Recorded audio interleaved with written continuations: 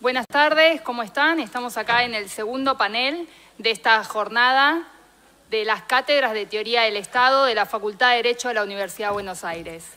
La mesa se llama Democracia, Crisis y Nuevas Derechas. Van a estar exponiendo los diferentes docentes, voy a ir presentando y después al final, si tenemos tiempo, tenemos unos minutos para hacer algunas preguntas o debatir, reflexionar sobre alguno de los puntos que estén exponiendo. Arranco presentando a Alejandro Bulacio, es abogado, magíster en política de la UNSTAD, es profesor adjunto de Teoría del Estado, profesor de la materia Tecnocracia del CPO, autor de Pautas Culturales para el Desarrollo Argentino, Argentina, Levántate y Camina, Tecnocracia en la UBA, y Con la Patria al Hombro, coautor de Los golpes de Palacio en los golpes de Estado, fundador y miembro de la red Ser Fiscal, abogado dictaminante en la Procuración General de la Ciudad. El título de su exposición es Tecnopopulismo.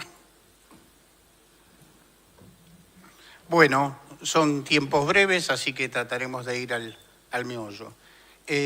Por populismo no quiere decir que lo que diga sea así, sino que voy a entender una política fundada desde un punto de vista ontológico en el conflicto, digamos así, ¿no es cierto? No hay política si no hay conflicto, lo cual supone toda una dinámica que creo que todos conocen, que bien muestra Laclau, ¿no es cierto? El tema del significante vacío, el tema de representar algunos significantes reales y un líder que representa todos esos significantes vacíos, y ese líder que una vez que, digamos, que llega al poder, no admite mediaciones o intenta al menos escaparle a estas mediaciones. Me parece importante remarcar que el populismo siempre se da en democracia, siempre se da en democracia, más allá de que me guste o no, eso es otro problema, pero siempre se da en democracia. Hay muchísimos estudios y cada uno dice una cosa diferente, por eso me quiero ceñir a esta, o sea, distinguir bien de lo popular, digamos. Acá no estamos discutiendo el tema de lo popular, sino estamos discutiendo una forma de hacer política. Es impresionante la sinceridad de Laclau cuando, por ejemplo, nombra a Mussolini y dice la forma como Mussolini llegó al poder es una forma populista, y él es claramente marxista y propugna otra solución. Sin embargo, él observa una dinámica de generación, de amigo, enemigo. Yo acá quiero agregar un detalle por ahí mío, no sé si es mío, pero digamos, me parece que tendemos a sobresimplificar esto de que sería pueblo versus oligarquía o algo por el estilo del populismo, cuando en cada lugar se ha dado en formas bastante distintas, ¿no? Si uno mira un poquito más en detalle, creo que es evidente para los que están acá, pero en los Estados Unidos ha sido más bien algo así como contra la globalización, ¿no es cierto? Los anglosajones, qué sé yo, antiguos que se sienten norteamericanos contra esa globalización, aunque sea extraño de escuchar en Estados Unidos. En el Brexit fue, de parte de Johnson, pareciera como que fue algo más bien contra la burocracia de la Comunidad Europea, cosa que sigue dando vuelta ahora, que un tema contra la inmigración propiamente dicho. En el caso, por ejemplo, de Bolsonaro, tenemos más bien una lógica de puros e impuros. En el caso argentino, desde siempre sí, tenemos una lógica de cipayos, pueblo, pero no necesariamente es en todos los casos igual. Lo que siempre hay es una construcción del otro como enemigo, y ese otro que muchas veces lo acepta gustoso, porque esto lleva a lo que estuvimos viendo recién, de esa polarización, y qué sé yo, sobre todo hoy en redes. Esta dinámica esta dinámica digamos, más allá de ser una forma de hacer política, es una manera de entender la política. Yo estoy entendiendo que la política es conflicto y no fundamentalmente relación social.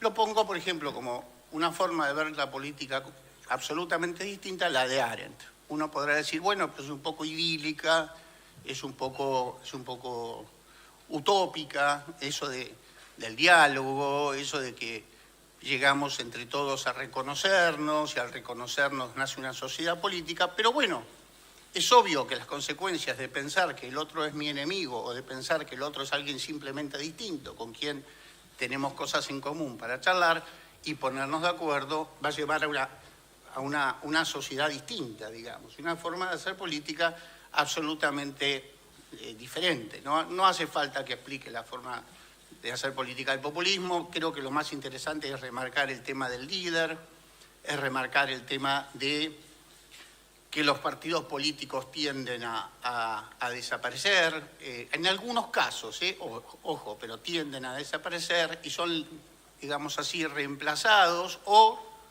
coexisten con esta, porque en cada caso es muy distinto, cada caso la verdad es muy distinto. Bueno, segundo punto, porque no queda más remedio, por horario vamos a lo que es la tecnocracia.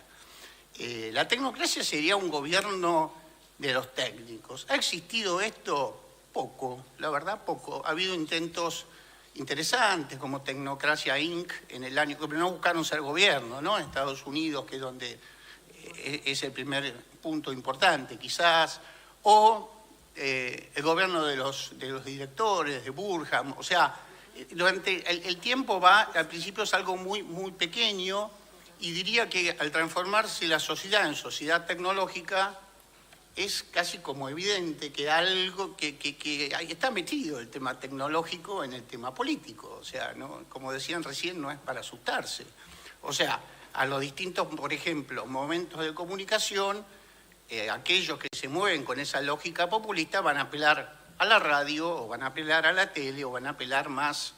Hoy estamos preocupados por las redes sociales. Bueno, yo empezaría a pensar un poquito de inteligencia artificial el tema, ¿no?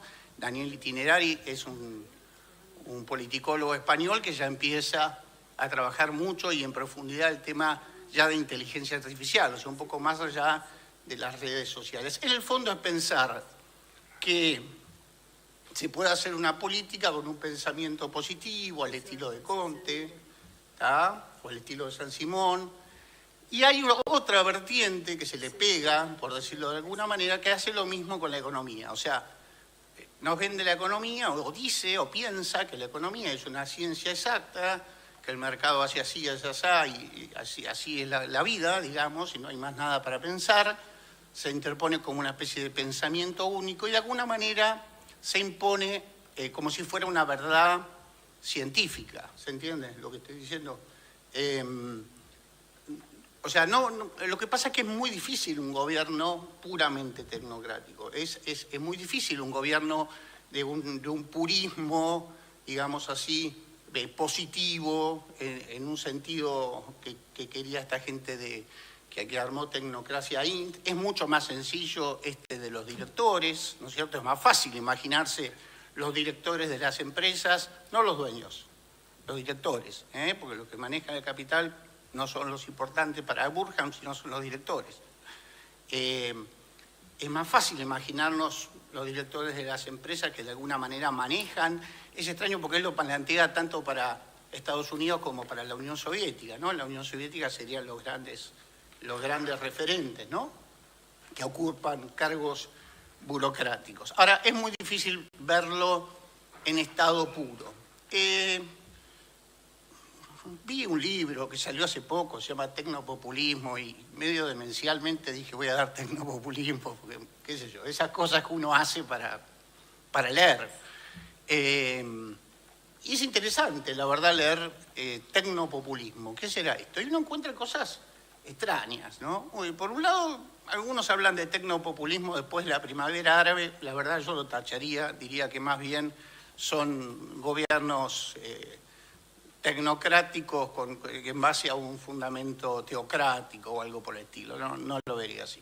Ahora, por ejemplo, hay un artículo que habla hay varios artículos, porque esto dio origen a mucha discusión en su momento, en el 2009, sobre Rafael Correa, diciendo que es un tecnopopulismo. Uno la verdad es que lee alguna frase de Rafael Correa y son muy actuales, parecen de hoy en día, ¿no? Parecen las que veíamos ayer, digamos, pero limitadas a lo interno. Él hacía todo el laburo más de ser el líder popular, de evitar las intermediaciones, de evitar, o sea, estoy hablando de evitar intermediaciones que uno supone populares como los líderes indígenas, o sea, fuerte el asunto, y al mismo tiempo él tenía estudios de posgrado, etcétera, en economía, arma un gabinete absolutamente técnico, arma un gabinete absolutamente técnico. Entonces ahí tenemos en realidad un primer esbozo, lo que podríamos llamar una especie de tecnopopulismo, ¿tá? O sea, manipulo de alguna manera, me saco de encima los partidos que están en crisis, porque la realidad es que todo esto del populismo, el tecnopopulismo, etcétera, es una crisis de representatividad. Y la tecnocracia también, es suponer que hay algunos que saben y los demás no sabemos. Si no, es imposible que... O sea, en un sistema realmente democrático, en que no sé si la palabra es soberanía, pero digamos que en que el pueblo participa y tiene el poder de una forma o de otra y lo expresa por medio de sus representantes, mejores o peores, con más o con menos problemas, no sería posible. Perdonen, quiero ver por dónde ando de tiempo.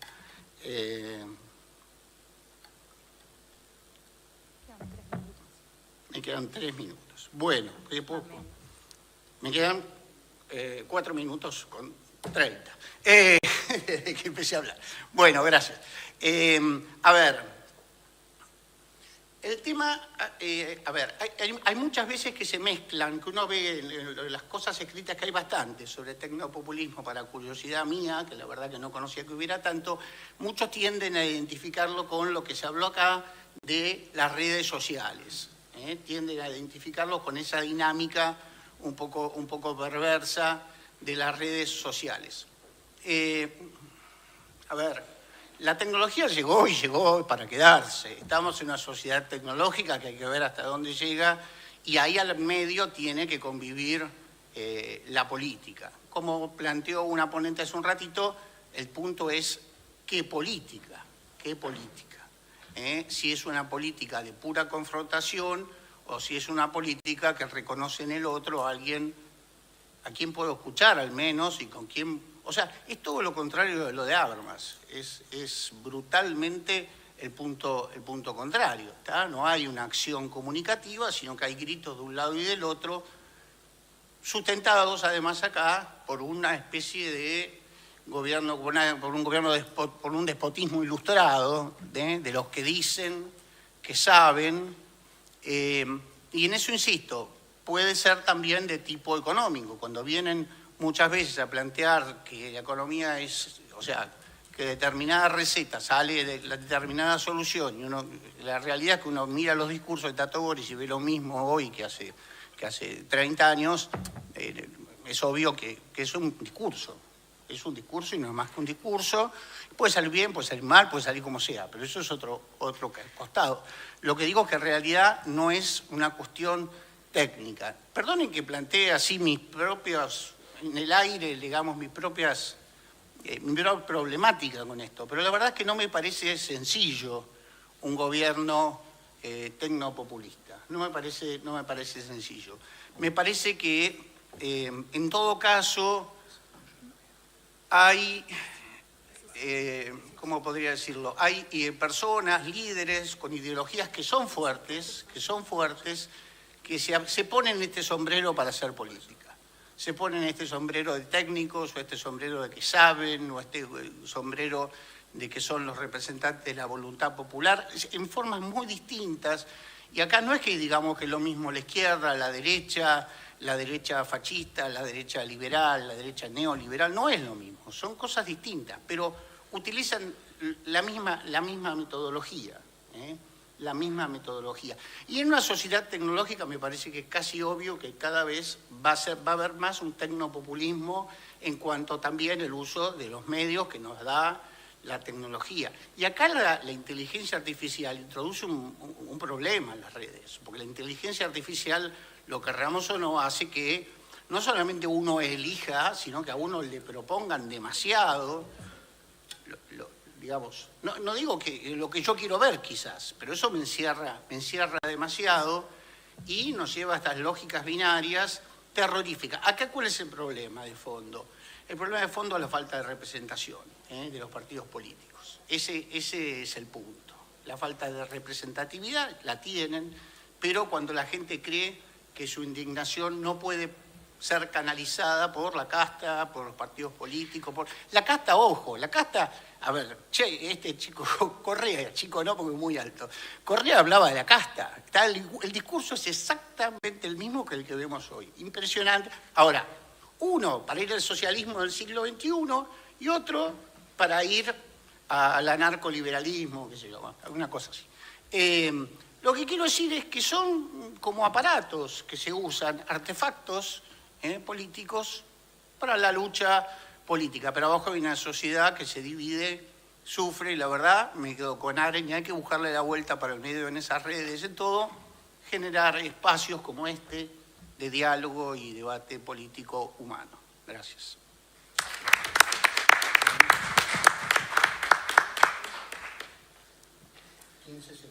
Muy bien. Seguimos con Gustavo González.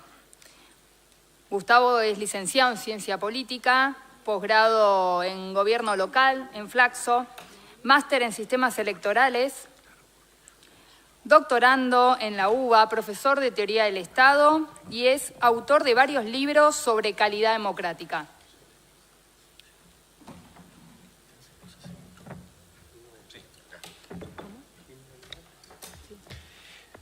Bueno, para mí es un placer, un honor estar en este panel con colegas que aprecio y que respeto un montón. Yo quería hablar sobre, estoy un poco resfriado, engripado, consolidación y calidad democrática en América Latina y su institucionalidad. Un poco retomando algunas preguntas que se había hecho hoy Soledad y Débora en torno a los conceptos de democracia y dictadura, ¿no? Y ya algunos autores habían hablado sobre los aditamentos que había que darle a la democracia. Si de democracia tenemos que hablar de democracia representativa, delegativa, de baja intensidad, etcétera, etcétera. No nos está definiendo demasiado el concepto en sí mismo de la democracia, y cuando hablamos de dictaduras o de autocracias, y tenemos que ponerle un aditamento a formas de construcción autoritarias, dictablandas, golpe de Estado económico, etcétera, etcétera, estamos en algunos problemas de definición. Con lo cual, siempre nos interesa poder mirar la complejidad, ¿no? Eso acá se habló mucho de dicotomías y la idea es no pensar en términos dicotómicos, sino por el contrario,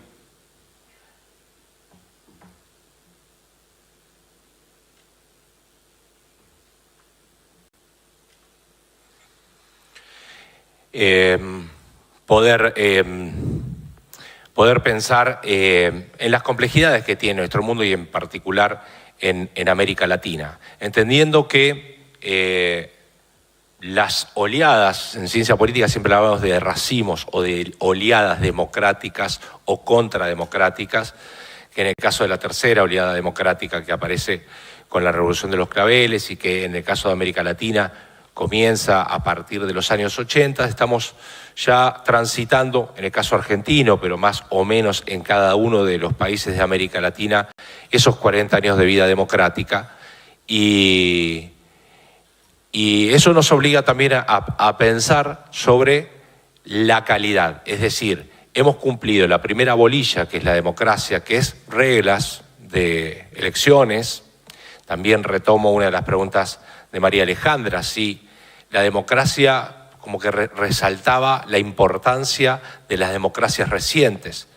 Y siempre lo mucho y lo poco de democracia tiene que ver con la película y no con la foto. Es decir, para aquellos que pasaron por la dictadura militar, por supuesto que la democracia, por más que sea de baja intensidad, le parece un logro recontra importante. Ahora, después de 40 años de vida democrática, me parece que le tenemos que exigir algunas cosas más y que tiene que ver con el contenido y con las calidades democráticas, no solo con la institucionalización y con las formalidades.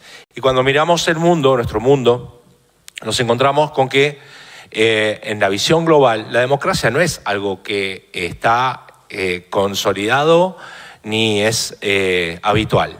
Hay estudios hechos sobre, mirar qué tipo de democracias, y ahí nos encontramos, no sé si alcanzan a ver todos, pero las líneas más azules profundas, se supone que son las democracias reales más plenas, las otras que son democracias deficientes, de las cuales estamos nosotros en ese racimo, democracias o regímenes híbridos y regímenes autoritarios, todo lo que viene de la línea naranja hasta lo rojo. Con lo cual, ahí lo está. Yo allá no lo estoy viendo por color. ¿Acá se ve por color? Tampoco.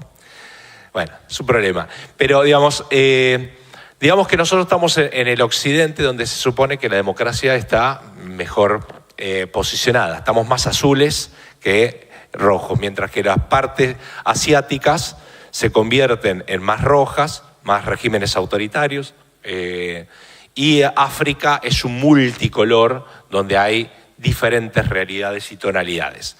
Entonces se empieza a pensar sobre algunas variables e indicadores sobre la democracia, y entonces ahí son recursos metodológicos que se utilizan para evaluar calidad democrática en todos los países. En este caso, lo que se trabaja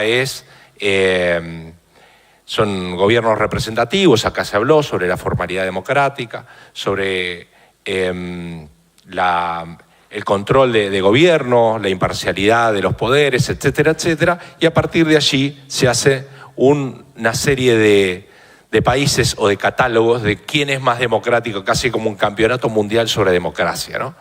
Nosotros, Argentina, no estamos en el peor de los mundos posibles, tampoco estamos en el mejor de los mundos posibles, estamos en el puesto 22 de las democracias en el mundo.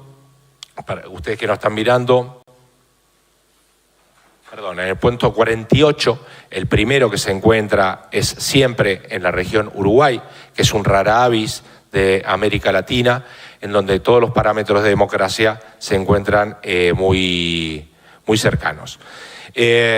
Para que ustedes, si no alcanzan a ver, en el top 10, los campeones mundiales de la democracia son Noruega, Islandia y Suecia. En el primer pelotón está Uruguay y Chile, en el caso de América Latina. Nosotros estaríamos en el caso del segundo pelotón con Colombia, Argentina y Brasil. Más allá de esto, y en América Latina, nos encontramos ahí con una tabla de resultados sobre democracia, y ahí aparece hace muchísimo tiempo esos tres países, Uruguay, Costa Rica, Chile está bajando en este punto en sus calidades democráticas. Y ahí podemos hablar de democracias plenas, democracias imperfectas, regímenes híbridos y regímenes autoritarios directamente, ¿no? Y siempre ha habido en la literatura algunos elementos que tenían que ver con que los golpes de Estado, que eran las formas tradicionales, el quiebre de un orden institucional tiene que ver con básicamente tres elementos. Un golpe de Estado es que, por definición, lo hace uno de los elementos de Estado. En general, América Latina tiene que ver con las Fuerzas Armadas que se han hecho del poder.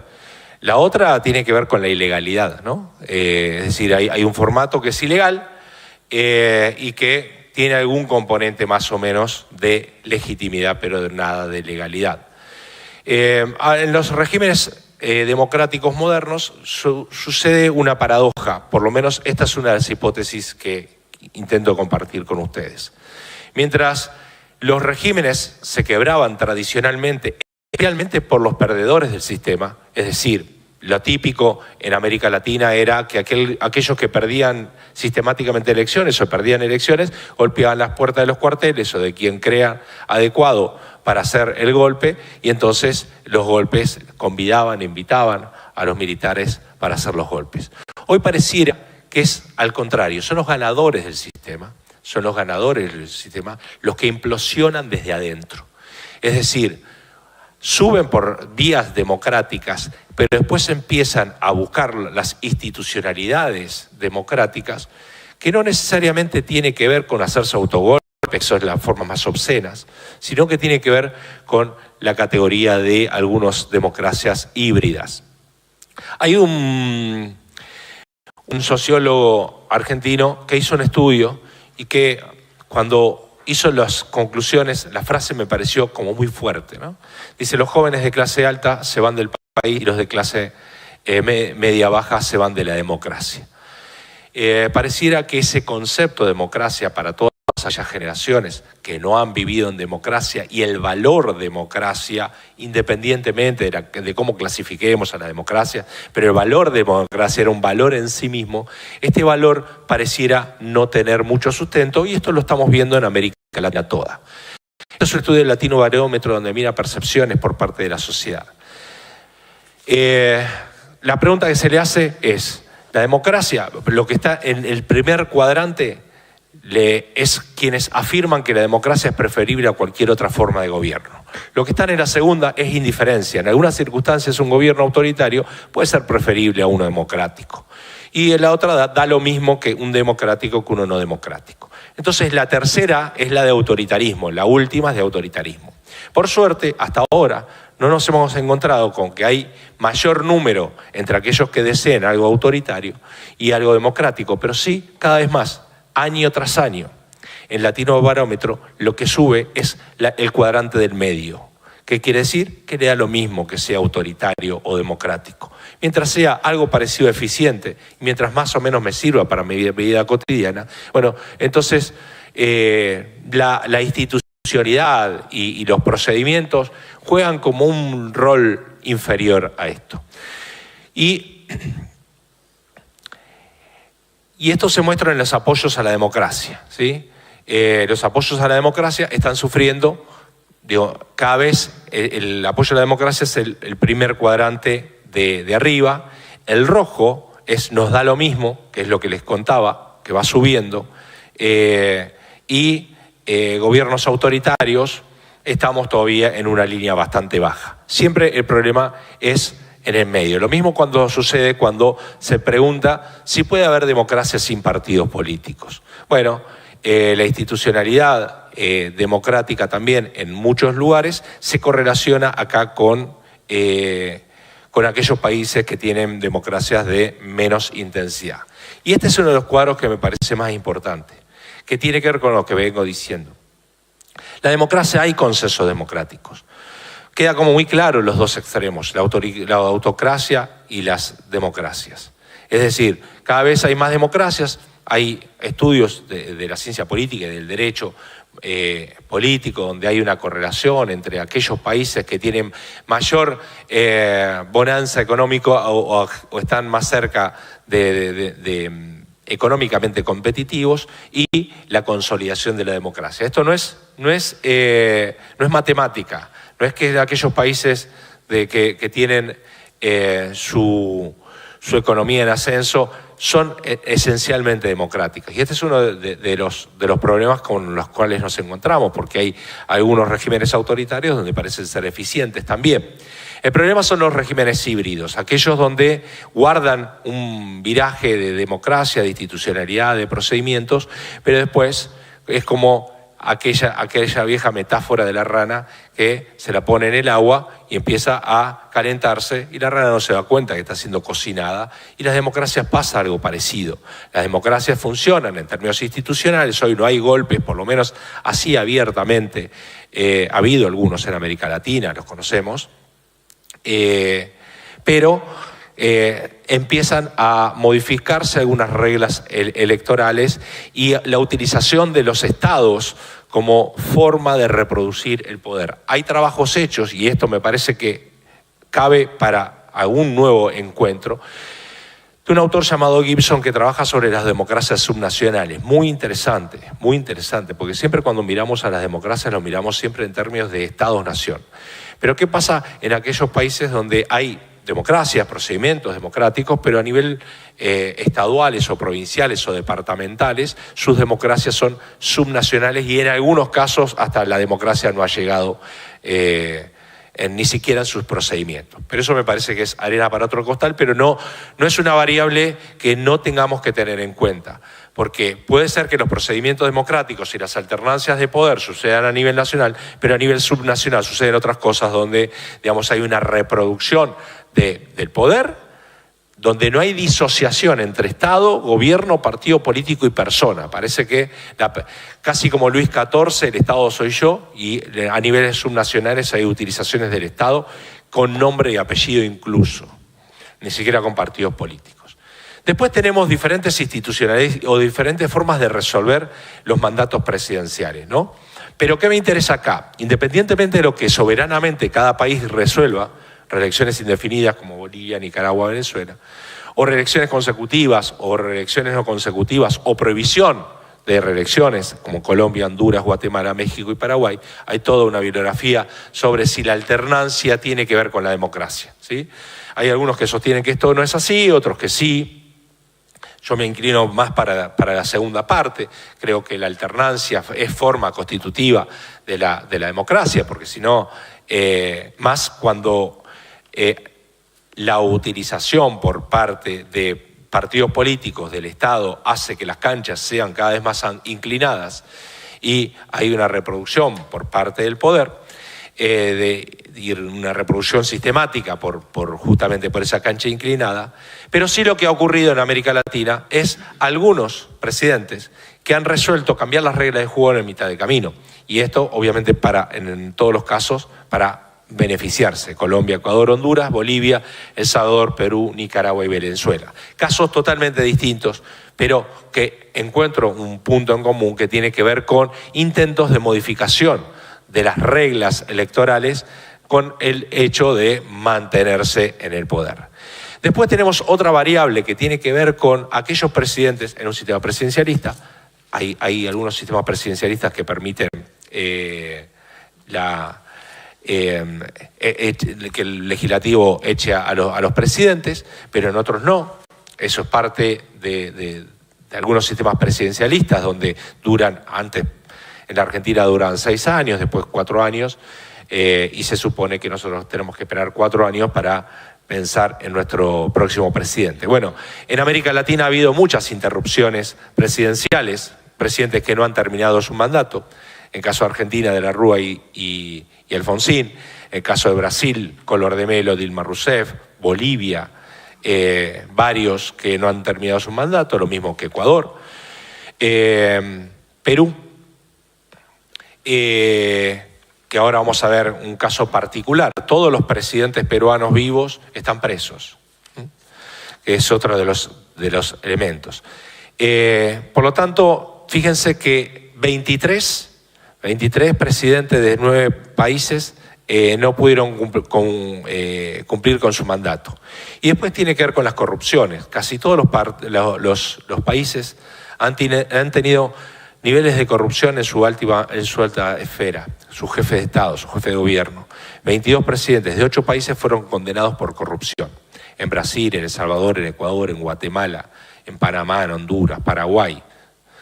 Los que tienen condena firme. Después hay otros que tienen procesos o condenas en primera instancia.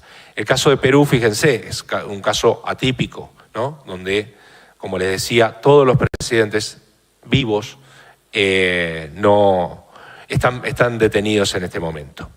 Y ahora, para terminar, que tiene que ver con nuestra realidad. Hoy hablaba, no me acuerdo si era Débora o Soledad, sobre la poca confianza que hay de la ciudadanía, no de los partidos políticos, sino de las instituciones en general. Cuando le preguntan a las personas sobre la justicia, en la Argentina el 58%, la mitad más uno, desconfía de la justicia en la República Argentina. Si le hablan de los sindicatos, más del 70% de los argentinos no confían en los sindicatos.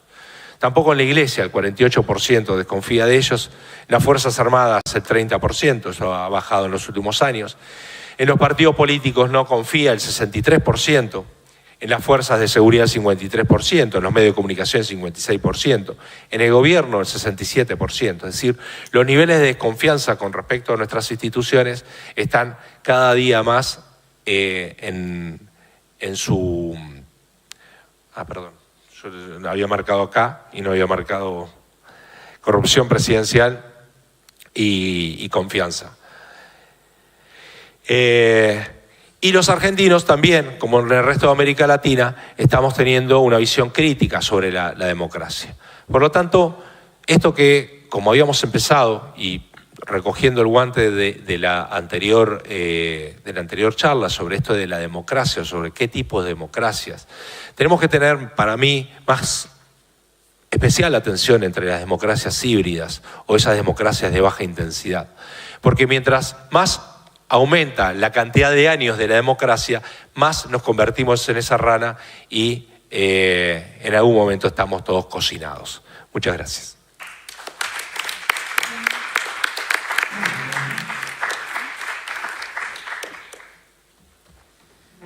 Continúa Mauro Benente, doctor en Derecho, abogado, profesor adjunto regular de Teoría del Estado, profesor titular de Filosofía del Derecho de UNPAS. El título de su exposición es Régimen Democrático, Democratización y Protesta Social. ¿Qué tal? Buenas tardes a todas y a todos. Gracias a los organizadores y organizadoras por generar estos espacios de encuentro. En la tarde del jueves 14 de diciembre del 2017, la Cámara de Diputados de la Nación estaba a punto de discutir un cambio de actualización en los saberes jubilatorios de pensiones y asignaciones universales por hijos e hijas. Y en ese marco se dio una protesta muy grande en las afueras del Congreso, en la Plaza de los Dos Congresos, que fue duramente reprimida por la policía.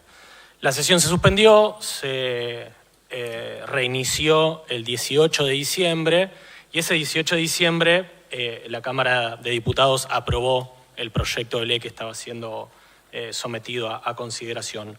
Si uno revisa los discursos del oficialismo y de la oposición de ese entonces, aparece un interrogante por qué tan democrática era esa sesión que se estaba produciendo mientras de vuelta en las afueras del Congreso había una potente movilización.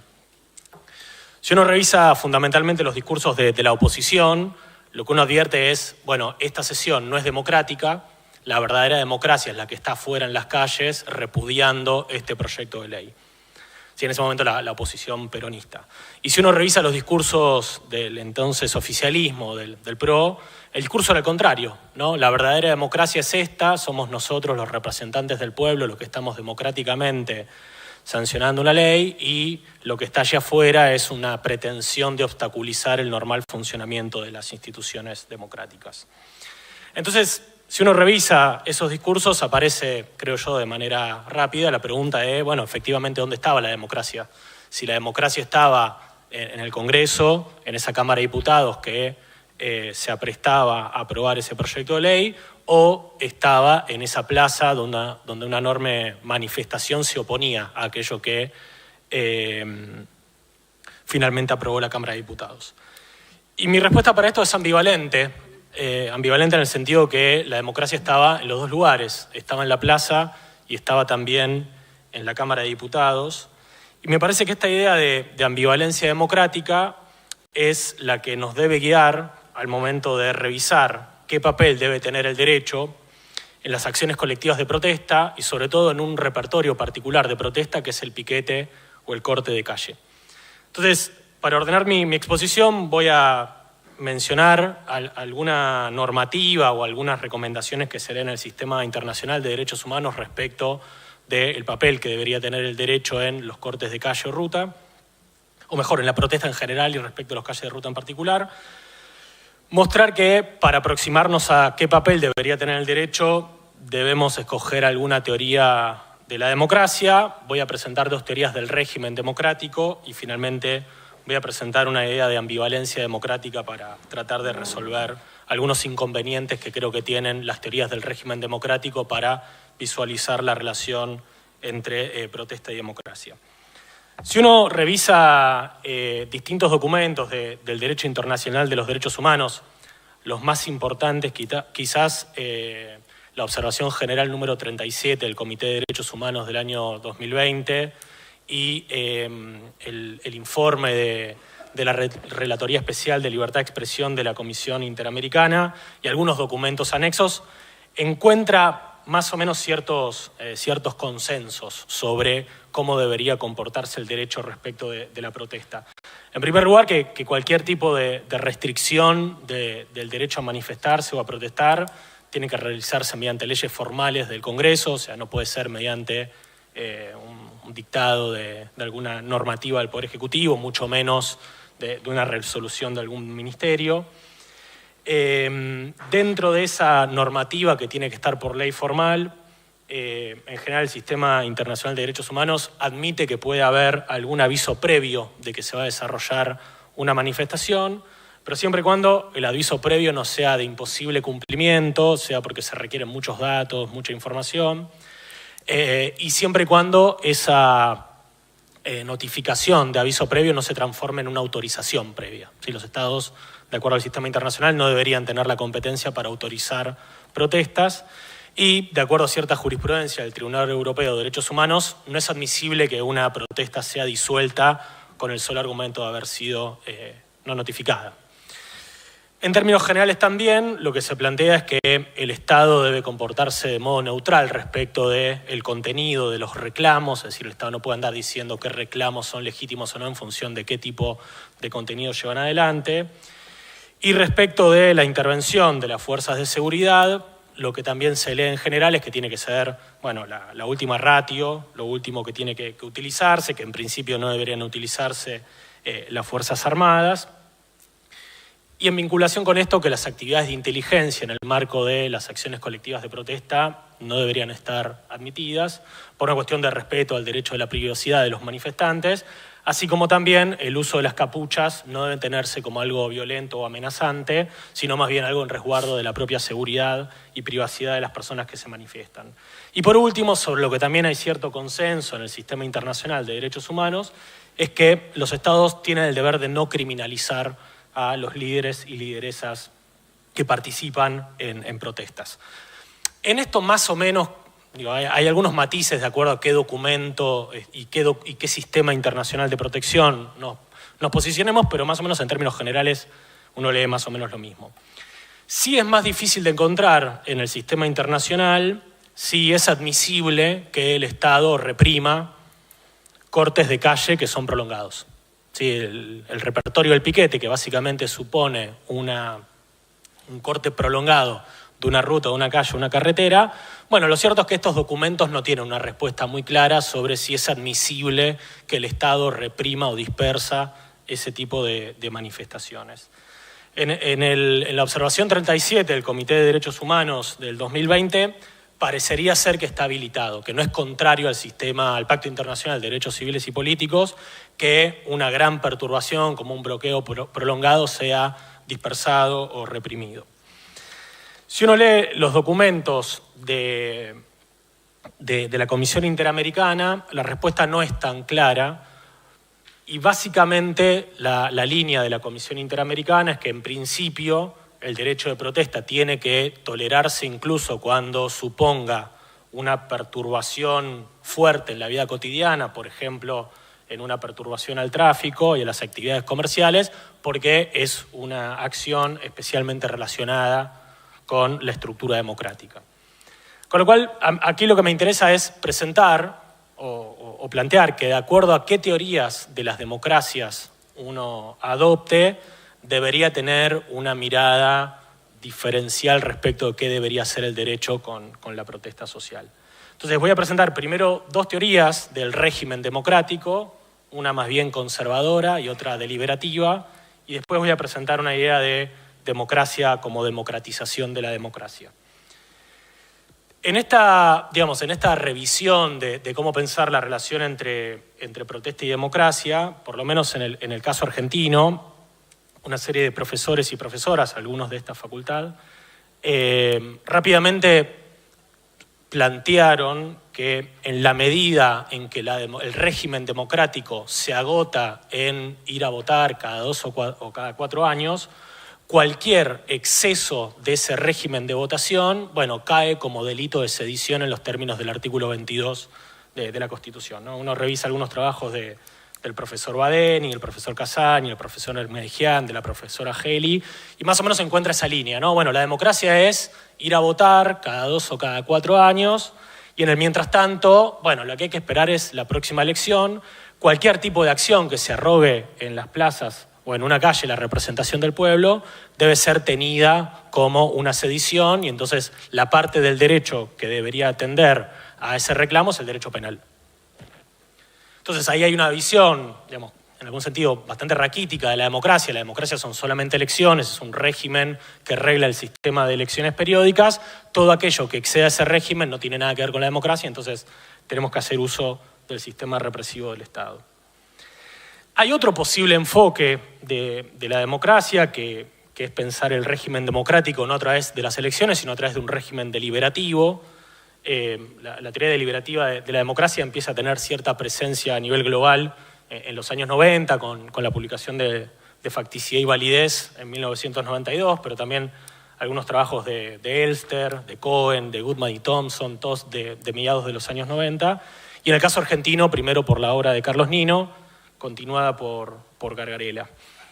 De acuerdo al enfoque deliberativo, la democracia no es un régimen que solamente se reduce a elecciones periódicas cada 2, cada 4, cada el tiempo que sea de años, sino que fundamentalmente la democracia es un régimen en el cual individuos con cierta igualdad brindan sus buenas razones y argumentos para tratar de arribar a decisiones imparciales. De acuerdo a esta perspectiva de la democracia, lo central ya no es el acto electoral, sino que lo central es el cierto procedimiento de discusión para arribar a una decisión imparcial.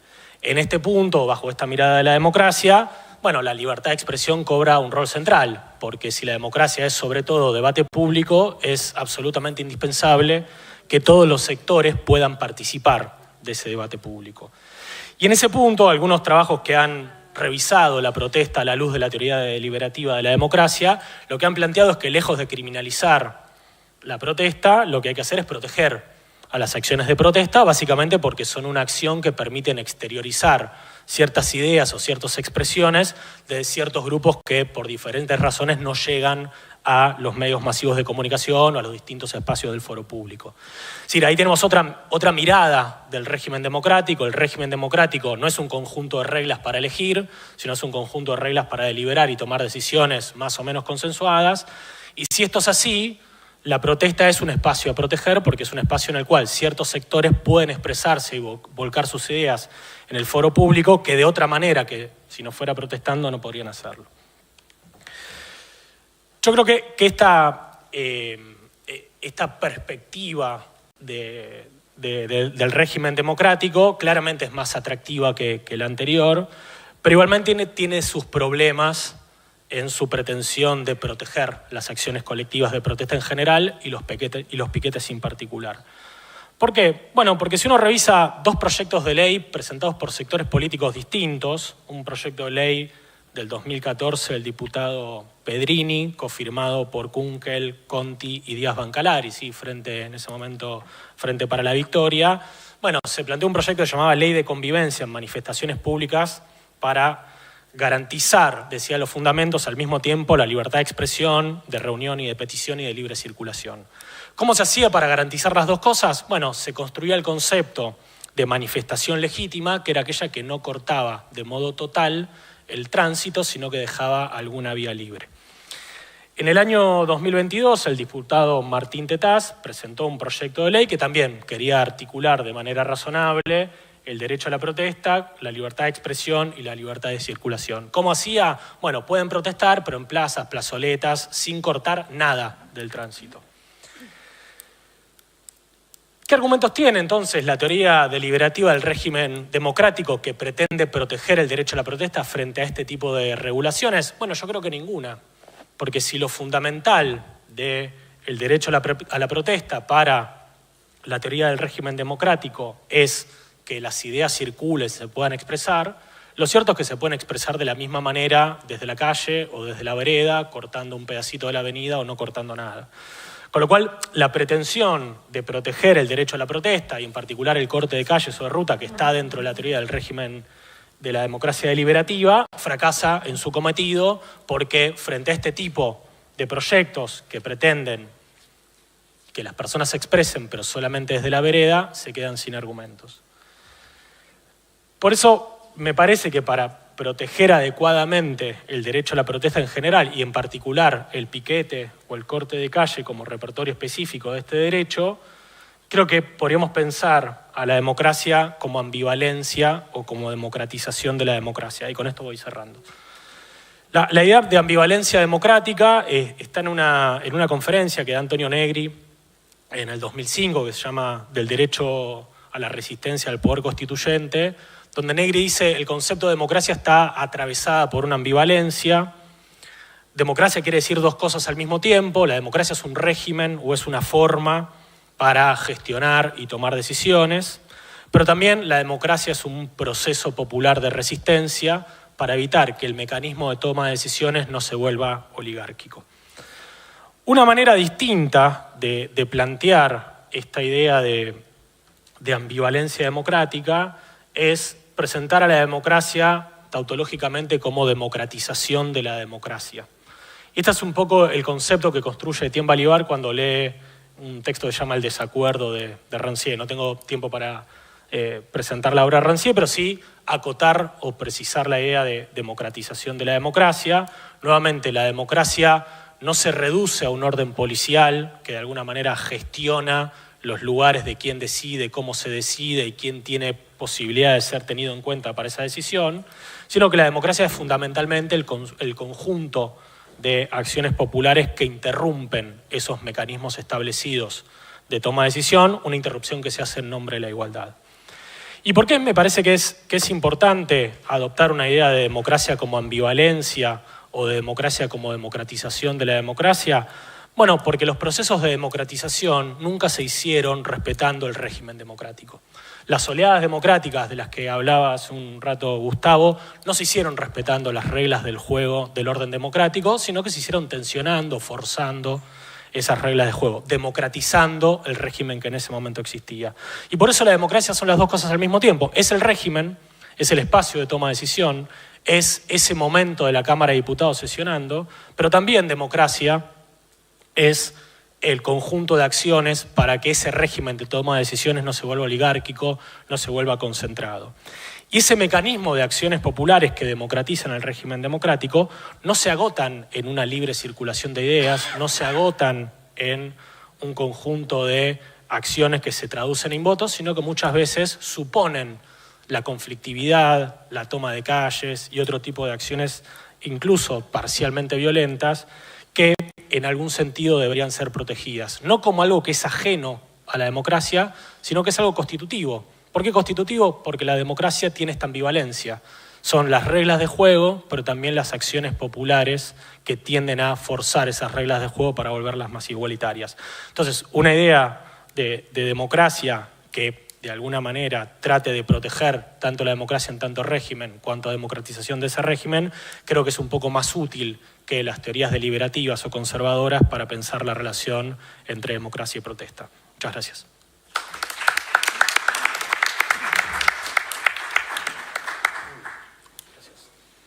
A continuación presento a Elina Ibarra. Es profesora de Filosofía por la Universidad de Buenos Aires, máster en Filosofía del Derecho, profesora adjunta de Teoría del Estado, de Teoría General del Derecho y del posgrado de la Facultad de Derecho de la Universidad de Buenos Aires. Su exposición versará sobre las desobediencias extraordinarias. Muchas gracias. Quiero hacer una aclaración. Yo no había presentado mi ponencia para una mesa de nuevas derechas y quiero decir que de todos modos, bueno, acá estamos, pero tendríamos que ceder menos con las palabras. Y digo, para no confiarnos tanto en la etiqueta, y debo hacerme la culpa porque mi ponencia, que bien se llama sobre las desobediencias extraordinarias, en realidad debía llamarse una propuesta de tipología y analogía comparativa de la forma de las desobediencias extraordinarias. Así que ahí estamos. Buenas tardes a todos y gracias por estar aquí y honorable panel. Gracias. Y sí, disculpen, pero me salió un poco estaba muy metida en la ponencia, pero es la primera vez que presento un PowerPoint. Pueden creer que se desconectó la computadora, estuvo 20 minutos muerta y ahí estoy. Obviamente es la última vez que voy a presentar un PowerPoint. Entonces, esta se trata, voy a compartir con ustedes un momento de mi tesis de doctorado sobre las formas de la desobediencia y este es el momento metodológico, por lo tanto les voy a compartir esta especie de clasificación. Entonces era necesaria la visualidad para la visualización de los esquemas, porque tengo que delimitar algunas esferas en este caso las esferas normativas, que regulan las conductas de quienes integran los sistemas de convivencia. No sé si se alcanza a leer, pero lo que me interesa de aquí es señalar que más allá de que podemos distinguir entre sistemas normativos, el moral, el legal y el político, solamente tiene obligación perfecta, en sentido estricto, el sistema normativo legal. Y esto es así porque está previsto. ¿Cómo pasó acá? Sí, ¿cómo pasó la visión? Sí, está acá. Por abajo. Ahí está. Está previsto un órgano que aplique la sanción y la sanción también está descripta como consecuente del enunciado condicional de la norma jurídica. Y si hablamos de sanción y de conductas, entonces tendríamos que referirnos al concepto de eficacia, que el seniano, que define eficacia como la concordancia entre las conductas y las normas, ¿sí? Lo que hace Passerin d'Entrepes es abrir el concepto de eficacia que el seniano, que lo define como el grado de acatamiento y o aplicación de las normas. Ahora, aplico las normas si hay no acatamiento.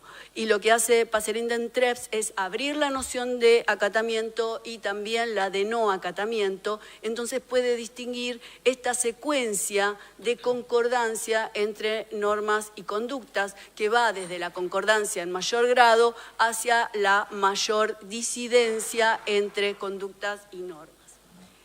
De esta distinción de 8 instancias, de 8 grados, podríamos decir, ignoren el punto 9, que es una cuestión de tesis, no me va a dar el tiempo para ese concepto, pero Passerin d'Entrepes en esta lista está incompleta, es un poco el contenido de mi tesis. Pero a partir del punto 5,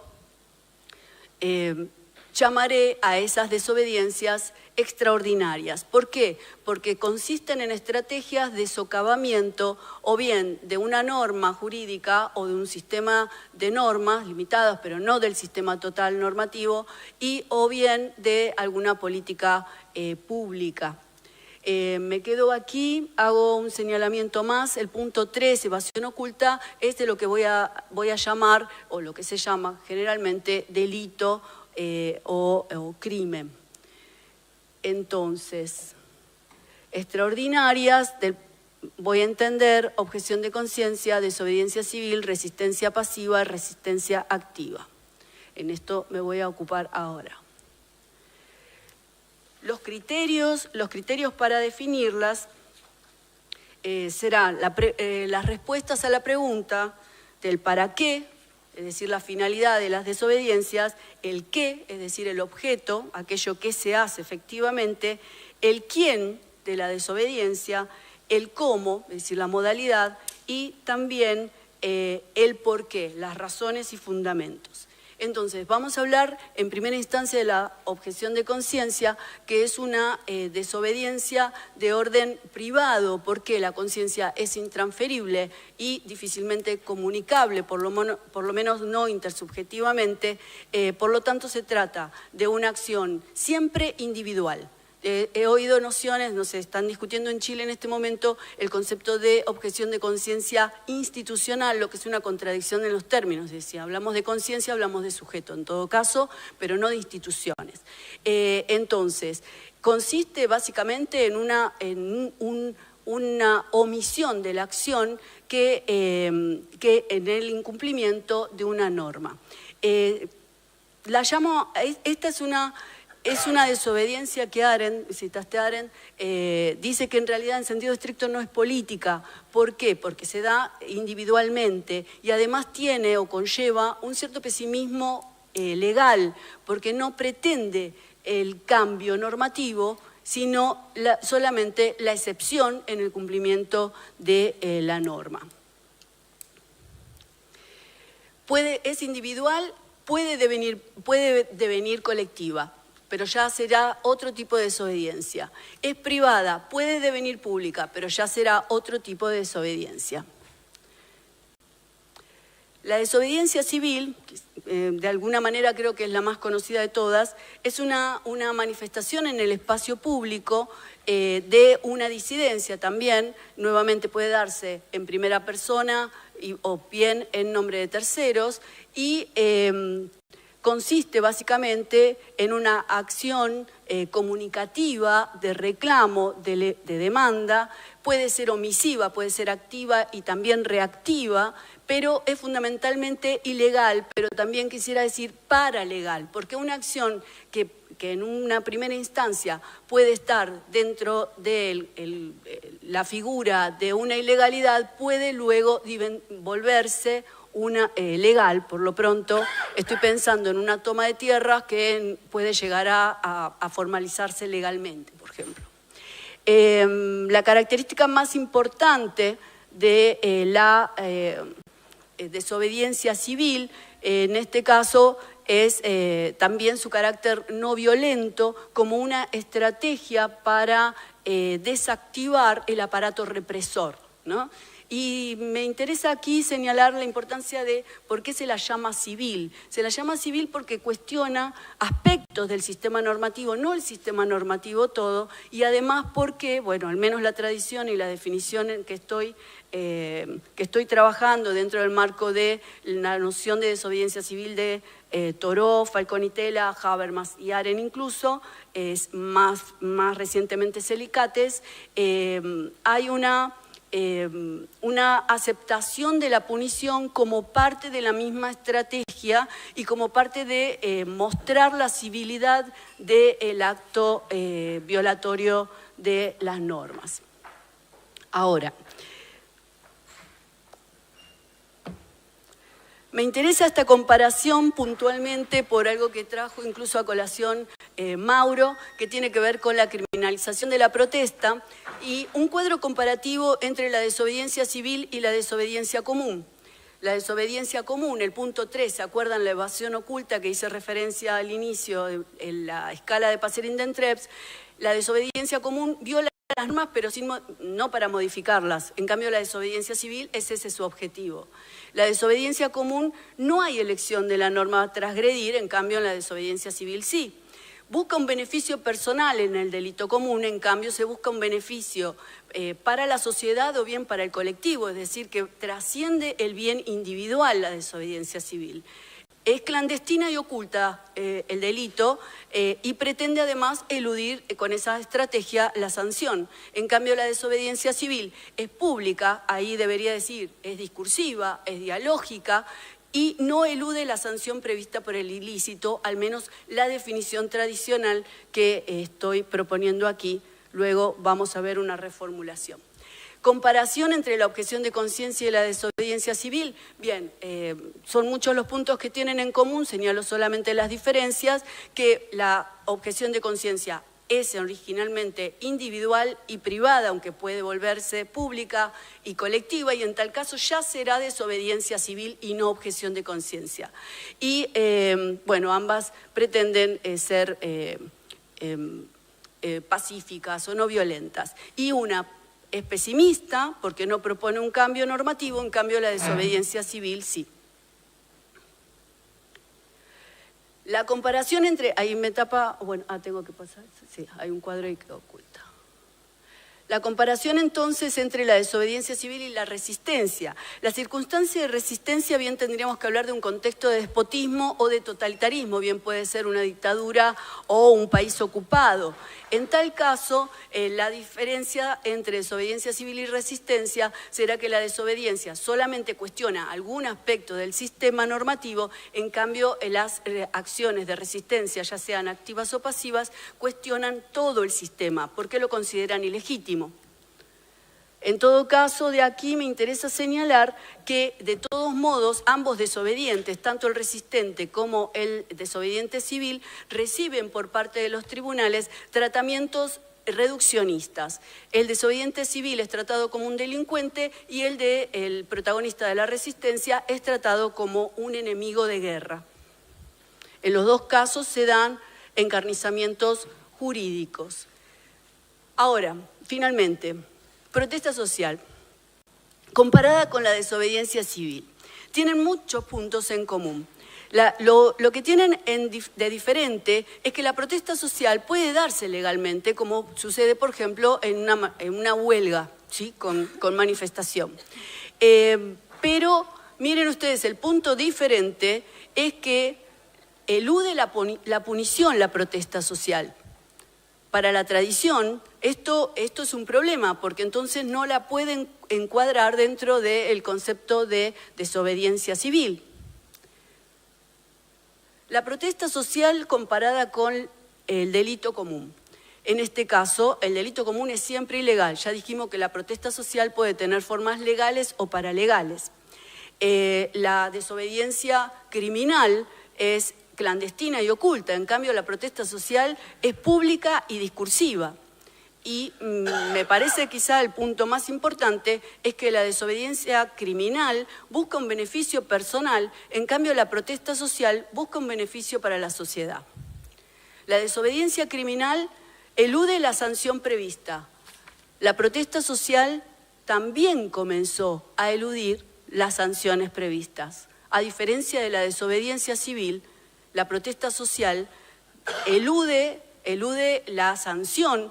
¿Por qué? Porque le faltan garantías en el trato, ya sea en comisarías o en tribunales, por la represión policial.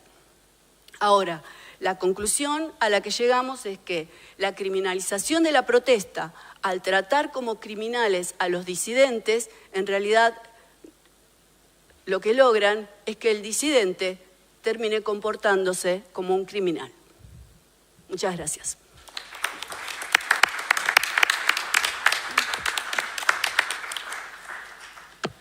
Por último, escucharemos a Guillermo Jensen, es profesor de Teoría del Estado de la Cátedra de Berchol, magíster en Ciencias Políticas y Sociología y doctor en Derecho. Su exposición se titula En busca de una democracia posible en el siglo XXI, reflexiones a partir de la obra de Carlos Strasser. Muchas gracias. Bueno, voy a compartir aquí con Gustavo el resfrío, así que voy a intentar ser bastante breve y conciso. Lo que quiero traer aquí en esta mesa y un poco en vinculación con algo que dijeron Gustavo y Mauro, tiene que ver con, en el marco de una especie de homenaje a Strasser, a Carlos Strasser, una persona fundamental en la institucionalidad de la Universidad de Buenos Aires y de todo el sistema científico argentino con la recuperación de la democracia, uno de los padres de la moderna teoría del Estado en esta facultad, antes el antiguo derecho político, es recuperar, mejor homenaje que uno puede hacer siempre es recuperar su teoría de la democracia y en particular una especial característica de esa teoría que es la concepción del régimen democrático, la democracia como régimen, no como gobierno, no como forma social, sino como régimen, ¿no? Eso ha estado aquí en la mesa. Y lo primero que quisiera hacer es, en esa noción de régimen de Strasser, desagregar algunos elementos, ¿no? Strasser dice, bueno, la democracia es un régimen, eso significa que no es solo un gobierno, sino que contiene un gobierno, pero al mismo tiempo ese gobierno está imbrincado por otros actores políticos, la oposición, por ejemplo, al gobierno, los sindicatos, y también por las reglas que rigen el juego, sería la Constitución, las leyes, los procedimientos. Entonces la democracia no es siempre un gobierno solo. Claro, el régimen, en sentido amplio, democrático, contiene un gobierno que puede, y uno lo ve cada vez más frecuentemente desde el año 2007 a nivel global, tensionar con el régimen, ¿no? Hay gobiernos democráticos que tensionan contra elementos del régimen. Por ejemplo, contra el sistema de limitaciones, frenos y contrapesos. Hay ahí unas tensiones. Pero, digo, la teoría de Strasser nos permite pensar esto diferenciadamente. Y un tercer elemento de la teoría de Strasser que quería traer es la noción de Estado, ¿no? La democracia es un régimen que contiene un gobierno que gobierna a partir del Estado. No se gobierna en el área, no se gobierna con discursos. Los discursos son importantes, pero hay en algún momento, en la democracia moderna, entendida como el proceso que se extiende por Occidente después de la Segunda Guerra Mundial, una estatalidad mínima. Entonces, con estas características, yo me quería meter un poco, traer unas reflexiones strasserianas en su inspiración respecto de cómo podemos pensar el contexto actual a la luz de estas categorías, ¿no? De la teoría de Strasser.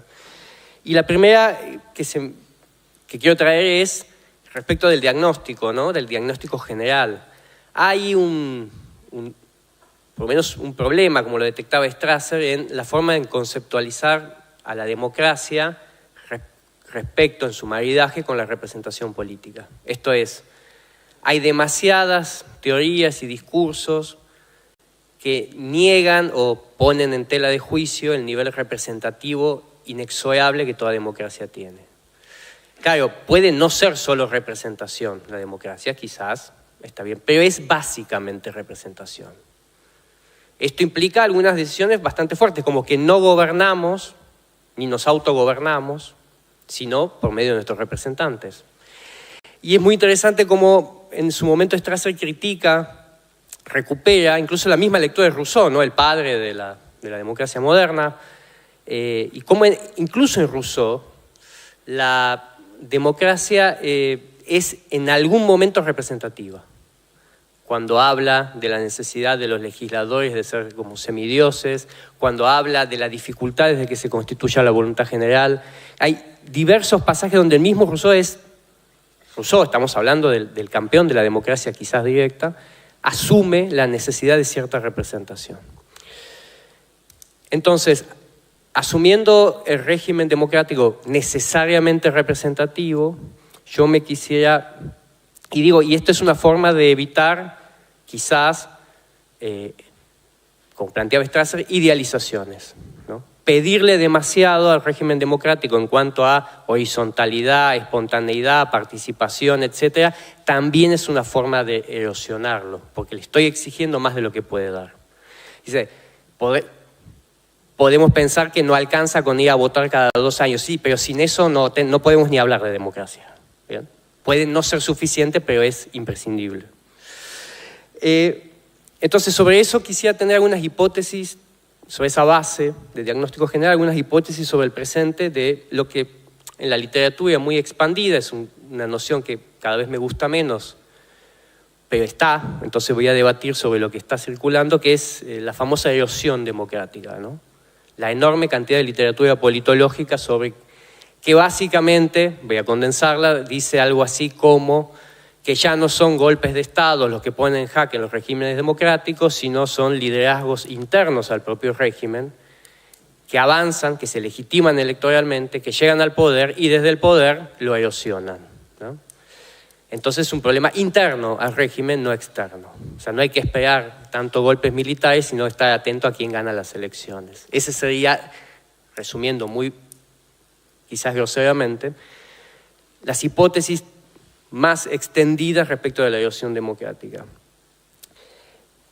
Pero yo ahí quisiera hacer un punto que es, bueno, está bien, eso existe, puede haber sido pensado, si uno detecta en términos, como hablaba Gustavo, en qué momento dentro de los regímenes occidentales, porque hay toda una parte del mundo que esto ni se plantea.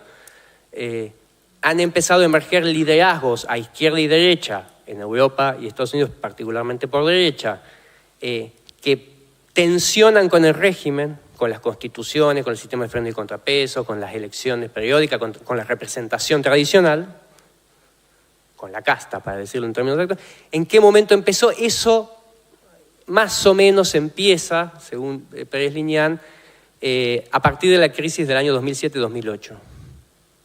Claro, hasta que no ganó Donald Trump las elecciones, medio que no nos habíamos dado cuenta, pero recorriendo hacia atrás, en todo, es un fenómeno global, en todo el mundo, con distintas especificidades, partidos que antes llamábamos antisistema, liderazgos intolerantes, como los llama Pérez Liñán, venían creciendo dentro del régimen, como opciones políticas dentro del régimen.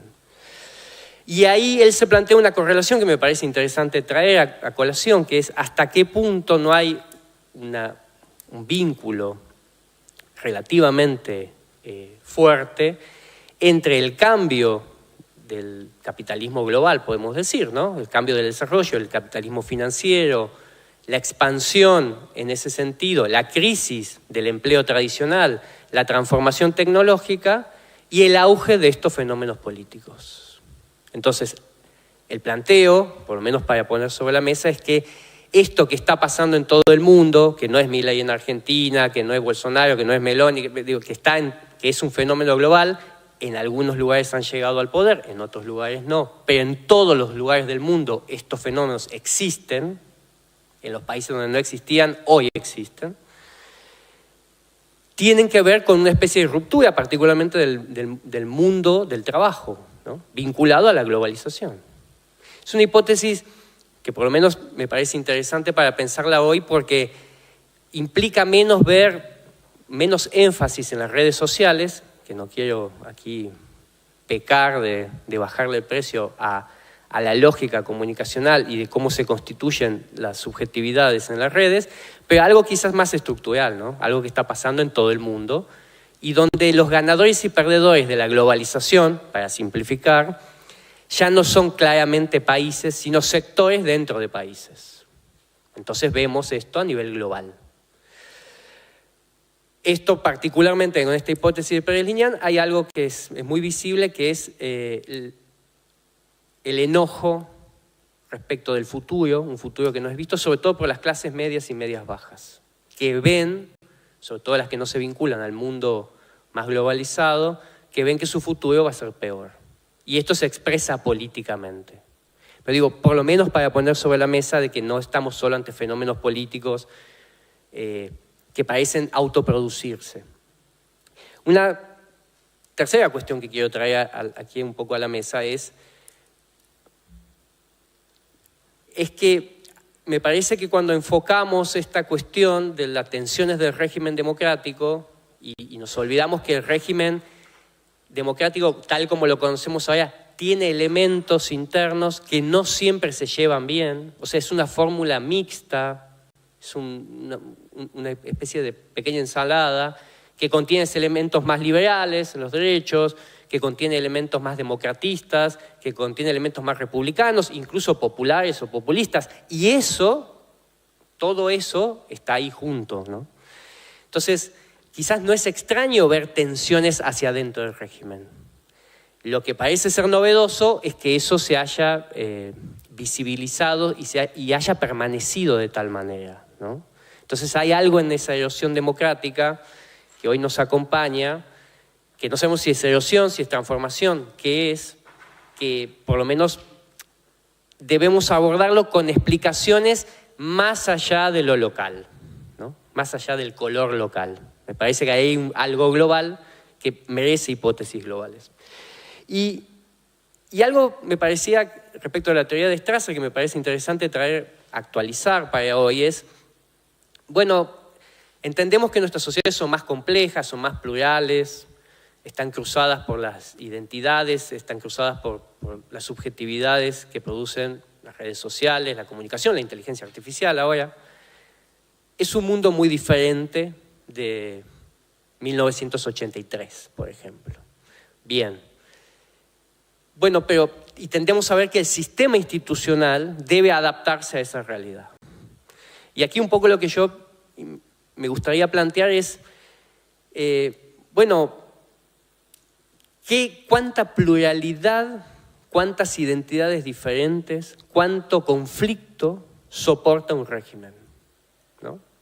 Porque la diversidad, el pluralismo tiene muy buena prensa, pero construir a partir del pluralismo y la diversidad es muy difícil. Construir consensos. Digo, hay ahí una pregunta que parece no estar también sobre la mesa, que es la pregunta por el conflicto, por la polarización, por el coso, está ahí visible, ¿no? De hecho, el populismo o los populismos han sido grandes ordenadores de la vida política, porque al aglutinar en campos más o menos identificables nos daban una sensación de cierta estabilidad. Había dos cosas ahí, no 20.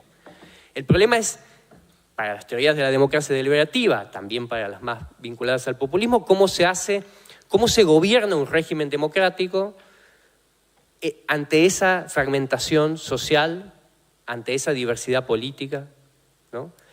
Y entonces ahí es donde surgen, ¿por qué hoy las grietas, los gritos, el establecimiento de cierto golpe en la mesa, de tratar de plantear cosas que parecían no se planteaban antes, tiene una forma que parece estar alejada de cierto consenso social?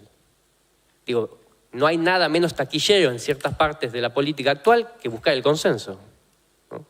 Y ahí hay algo que por lo menos deberíamos pensar. Y cierro con una última reflexión.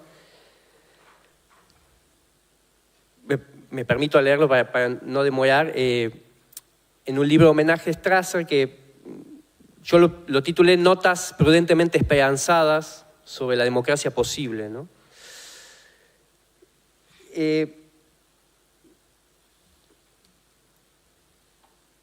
Dado que nuestras sociedades son crecientemente complejas para gobernar, y si pensamos que la democracia tiene futuro, entiendo, como entendía Strasser, que el futuro de la democracia se vinculará mucho más al Estado de Derecho como un ancla que a otros elementos del régimen. Y es probable que esa estabilidad y civilidad que proviene de la vigencia efectiva de ciertos derechos básicos y el cumplimiento de reglas constitucionales transformarán en un futuro cercano al Estado de Derecho en un pilar cada vez más relevante del régimen democrático. Tomo esta reflexión de Strasser, lúcidamente pesimista, para mirar el futuro con algo más de optimismo. Sí, el Estado de Derecho será central en la democracia posible del siglo XXI. Es probable que la estabilidad y los derechos y las libertades garantizadas constitucionalmente servirán como anclas ante un futuro bastante incierto y tormentoso. Pero no solo de Estado de Derecho puede vivir la democracia del futuro.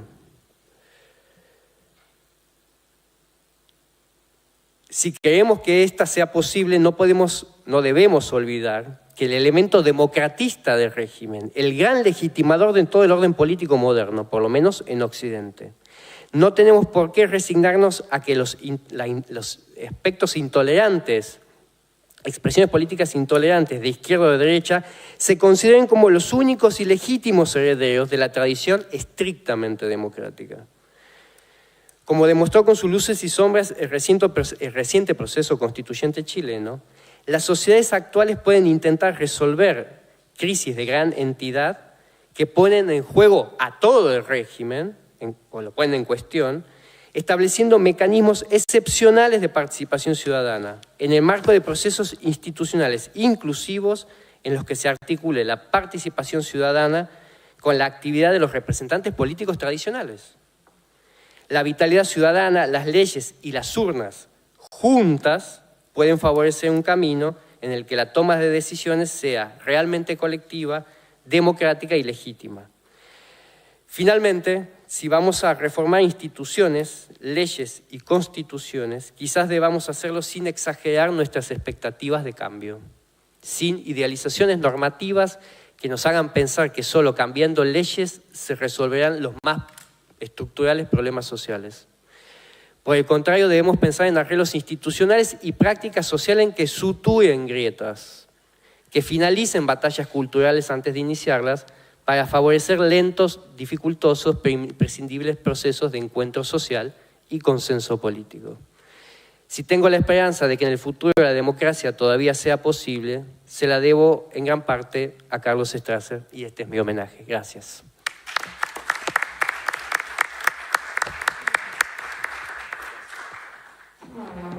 ¿Tenemos espacio para alguna pregunta?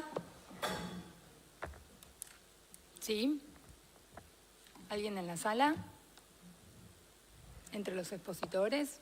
Sí, yo quería hacer una acotación con respecto a una de las preguntas que nos hizo provocativamente, como siempre, Guillermo, que trajo a Rousseau de vuelta. Jorge estará contento. Sobre cuánto pluralismo soporta la democracia, ¿no? O esa tensión entre pluralismo y consenso. Y yo vuelvo a retomar algo que por lo menos intenté decir. En algún momento los partidos políticos significaban algo. Y si algo significaban era la heterogeneidad que confluía en partidos políticos que intentaban, por lo menos con mayor o menor éxito, representar a todas esas heterogeneidades. No creo que hoy haya una especial pluralidad.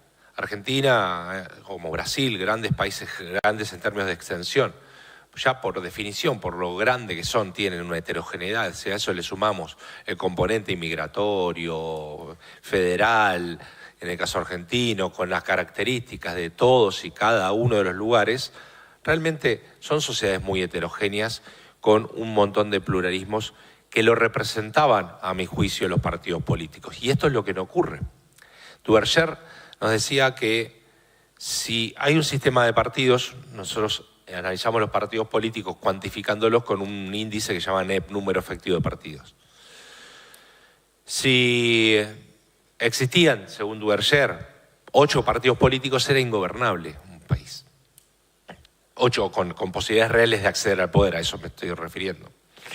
Cuando estaba gobernando Dilma Rousseff en Brasil, había de los 34 ministerios que tenía, 10 partidos políticos adentro de esos ministerios, y había 16 bloques fuertes adentro del Parlamento.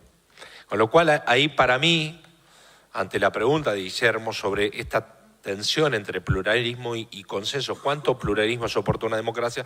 Yo creo que no una democracia soporta todo el pluralismo que sea posible, y más también, en tanto los partidos políticos representen esos intereses. El problema es que esos partidos políticos han dejado de representar esos intereses y la gente mira desde afuera totalmente, y esos partidos políticos ya no representan absolutamente a nadie.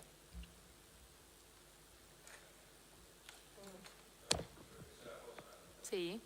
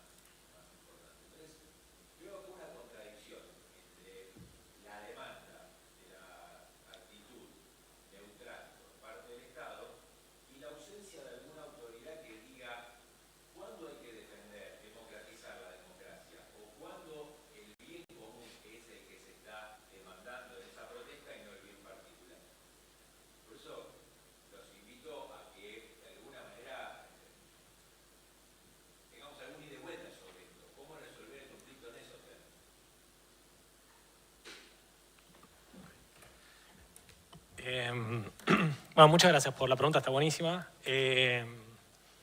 Y la pregunta va a ser mejor que la respuesta.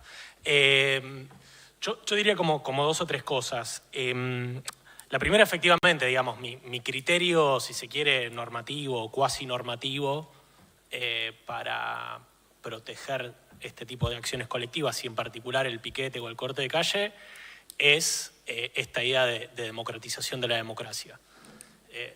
Básicamente por la idea de que cuando uno defiende el régimen democrático no debería ser como una especie de trampita, en el sentido de, bueno, a mí me gustan las elecciones, me gusta que los periodos parlamentarios tengan cierto tiempo, me gusta que voten las mujeres, me gustan que votemos todos, pero no me gustan las luchas anteriores que posibilitaron eso.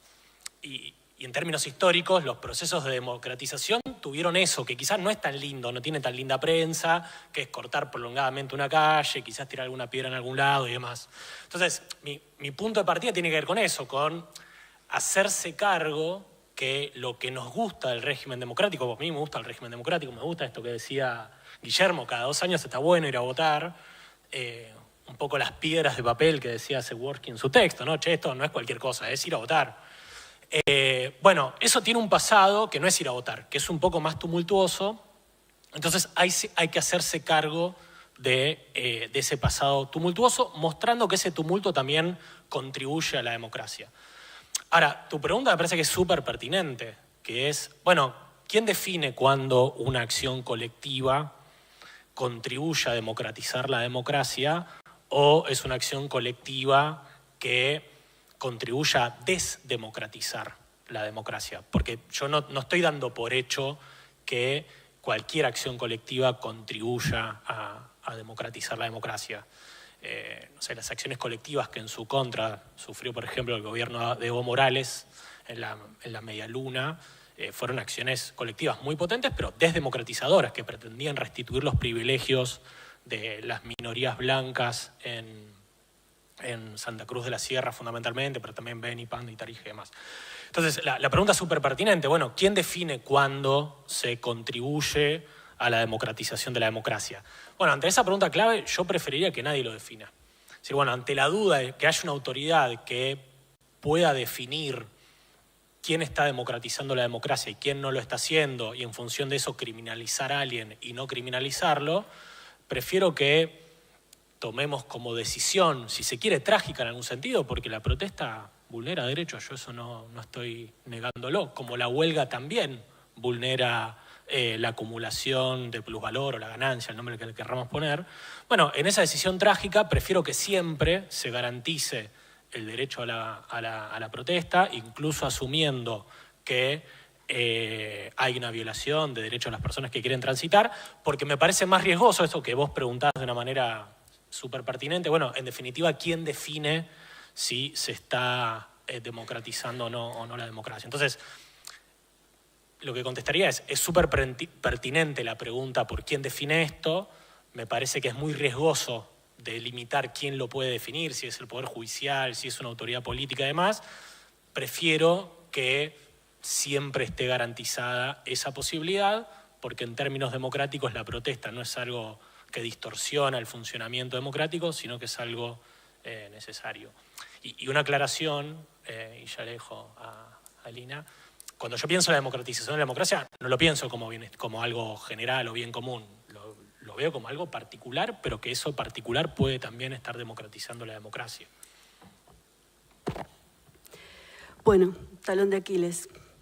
Mi trabajo fue un trabajo descriptivo, no valorativo.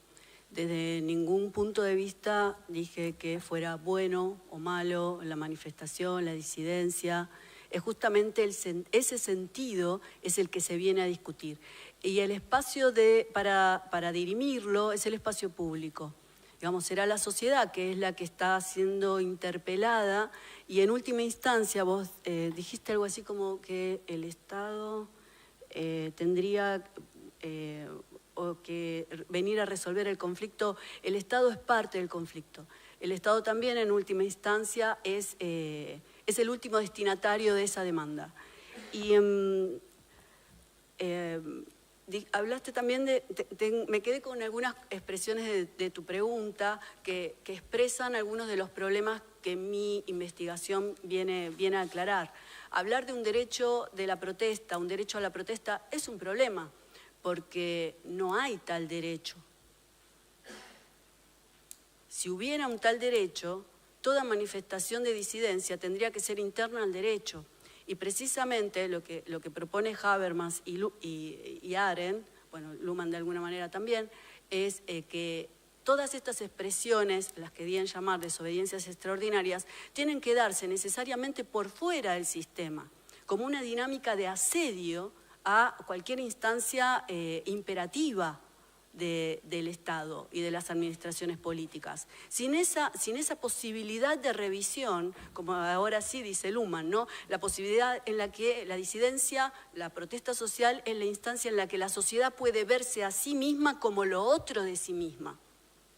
Una instancia de diferenciación y solamente así puede verse la disidencia y el problema. Si no, estaríamos en la paz de los cementerios, sin ese asedio. Pero ese asedio tiene que darse necesariamente por fuera. Y esta es la dinámica del espacio público. Y el sentido de si es bueno, conveniente, democrático o no democrático, será precisamente el resultado de cómo se dirima. Pero es la tensión la que lo va a resolver. Sí. ¿Contestar? Es buenísimo el tema. Cada uno tenga sobre el posicionamiento fuera del sistema. Yo lo que tengo que decir es que dentro del sistema yo entiendo que sí existe el derecho a la protesta. Sí. Ahora, tampoco estoy si existe por fuera será un tema que tomará cada uno, pero no tengo dudas que el derecho a la protesta existe, nominado en nuestra Constitución a partir de la sumatoria del derecho penal, a su vez con el derecho, si queremos llevarlo a la vía pública, con el derecho de circular. Digo circular, digo transitar, tal vez en contraposición con el del bloqueo. Pero no quiero entrar en el tema del conflicto de los derechos, porque recién dijimos bastante sobre el asunto. Y sobre la figura del Estado yo decía justamente lo contrario. Me parece bien, me parece correcto que el Estado sea neutral, porque sería incorrecto que el Estado tome posición respecto a qué protesta es la que avala y qué protesta es la que no debe avalar. Pero yo sigo sin tener una respuesta sobre, y ahora tal vez Mauro ahí agravada, el retiro del Estado y la habilitación de una protesta también sería pertinente a la habilitación de la contraria. Queda entonces la puja entre particulares y el Estado mirando sin arbitrar y lo resuelvan entre ellos. Y ahí es donde sí me empezó a preocupar, porque digo, el Estado, frente a la neutralidad de una protesta y otra que se le contrapone, el Estado no interviene. El Estado de Derecho ahí entra en crisis. No, yo ahí podría como responder, creo que un poco más cómodamente que la pregunta anterior. El Estado no interviene para delimitar qué tipo de acción colectiva, en particular una, que es el piquete o corte de calles, democratiza o no democratiza la democracia. Eso no quiere decir que el Estado no intervenga si hay una batalla campal, porque eso no es una acción colectiva. Una batalla campal es otro tipo de acción que un corte de calle o de ruta. O sea, esta teoría no sirve para proteger o para justificar cualquier tipo de acción colectiva. O sea, no es una teoría que sirve para ir a prender fuego a la Casa Rosada. Por eso yo lo delimité a un repertorio en particular, que es el piquete. ¿Por qué? Porque, bueno, jode un poco la circulación, pero los beneficios que tiene una acción colectiva democratizadora, en principio, son muchos. Entonces, en el caso particular de si hay un enfrentamiento a piñas, es como cualquier enfrentamiento a piñas, va el Estado y se para. Después, bueno, vemos si vale la pena criminalizar o no, yo creo que no. Pero ahí sí me siento como un poco más cómodo. O sea, no es un retiro del Estado respecto de otras funciones que tiene el Estado, en este caso que la gente no se trompee. Ahora, sí. Hace 2 minutos decíamos, no olvidemos que muchas de las conquistas necesitaron de este tipo de conflictos. San Martín ahora estaría diciendo, pero entonces yo no puedo ver la guerra a los revolucionarios franceses. Entonces, por eso digo, ojo porque estamos habilitando una puerta que no sabemos dónde termina. es cierto que puede haber una pequeña pendiente resbaladiza en el sentido de, bueno, uno habilita el corte de calles porque cree que democratiza la democracia. Y bueno, y habilita la pintada. Y después la pintada habilita el piedrazo, y después del piedrazo habilita prender fuego el edificio público, y después de prender fuego el edificio público, prender fuego todo el país. Bueno, está ese riesgo, ¿no? También es cierto que no necesariamente todas las acciones colectivas de protesta que empiezan en piquetes terminan en prender fuego un edificio público. Entonces, me parece que uno puede tener una teoría un poco más segmentada y no por justificar una cosa necesariamente justifica la otra. Quizás sí, digamos, quizás sí se puede justificar, pero digo, yo no veo tan claro el peligro de la pendiente resbaladiza en este caso. Y en todo caso la respuesta también es, o la pregunta también es inversa. Bueno, si uno tiene una mirada más acotada sobre qué tipo de acciones colectivas deberían ser permitidas, bueno, ¿qué hacemos? Esto, impugnamos a San Martín, decimos que la Revolución Francesa por ahí se le fue la mano cortando alguna cabeza. Es un problema también en esos términos, ¿no? Entonces, entiendo el punto, pero yo frente a esos interrogantes tendría que una respuesta más acotada. Es una teoría para proteger las acciones colectivas delimitadas, de cortar prolongadamente una calle, porque en principio la violencia que está en juego no es tan problemática, porque pueden tener un efecto democratizador que me parece que puede ser importante. Veamos después si el repertorio es otro, si el repertorio es tomar edificios públicos, prender fuego y demás. Y tomé el repertorio de bloqueo porque es el más masivo, no es porque es un ejemplo de laboratorio. Entonces, bueno, me interesa intervenir sobre ese punto, pero es cierto que puede darse lo que vos decís. Yo no lo veo tan claro el peligro, pero puede haber algo también de pendiente resbaladiza. Y cierro con esto, el ejemplo de San Martín, que puede ser problemático para mi teoría, creo que es mucho más problemático para las otras teorías, que piensan que el régimen democrático es conversar o ir a votar. Justamente el argumento de la pendiente resbaladiza es uno de los más frecuentes a la hora de criminalizar la protesta. Digamos, mi presentación aquí intentó establecer distinciones entre un delito común y la desobediencia civil y la protesta social. Cuando el derecho juzga intenciones, y me parece que en los últimos procesos, bueno, de los últimos 20 años, se ha procesado, judicializado, se ha privado de la libertad a gente por cortar calle, por manifestarse. Me parece que este es el peligro y me parece que este es el ámbito para plantearlo. Somos docentes de teoría del Estado. Me parece que el peligro de la pendiente resbaladiza no justifica. Es como decir, bueno, alguien robó una vez, bueno, a lo mejor va a robar, bueno, a lo mejor va a hacer la revolución. ¿Y qué sabemos qué es lo que va a hacer? Lo que está reclamando ahora es esto, puntualmente, este reclamo. Respondamos a este reclamo o veamos señal de alarma de qué es esta manifestación, cuál es la necesidad que no se está satisfaciendo, si es viable o no es viable el reclamo. Me parece que es esa donde hay que hacer el foco. Sí, creo que como docente de teoría del Estado, el tema merece como mínimo una mesa de debate como mínimo. Y yo le pregunto a Mauro si cree que es posible una legislación sobre el tema, una legislación pertinente, adecuada. Sí, gracias por la pregunta. Yo antes creía que no, pero porque tiene una lectura muy sobregirada, quizás sobre Rancière y Negri, de pensar quizás la democracia solamente de su nivel de lo instituyente. Y ahora tiendo a creer que este nivel de lo instituyente, paradójicamente, necesita de ciertas reglas de lo instituido.